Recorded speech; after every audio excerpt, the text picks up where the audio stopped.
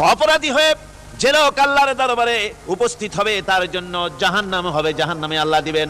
আর ওই জাহান্নামে যখন লোকটা পড়ে যাবে, জাহান্নামের অবস্থা এমন হবে লা ইয়ামুতু ফিহা ওয়ালা ইয়াহইয়া, সে বাঁচবেও না মরবেও না, জীবন মৃত্যু একটা অবস্থা সৃষ্টি হবে।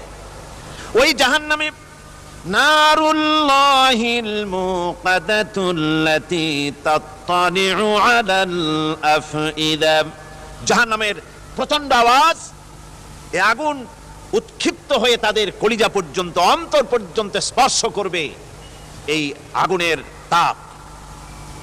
আর এদের পাহারায় রাখা হবে ইন্নাহা আলাইহিম মুসাদাতুন ফি আমাদিম মুমাদ্দাদা, জাহান্নামীদের পাহারায় রাখা হবে নির্মম, কঠোর ব্যবহার, কর্কশ আওয়াজ, কর্কশ ভাষী এ ধরনের ফেরেশতাদেরকে রাখা হবে তাদের পাহারায়, তারা নিয়োজিত থাকবে।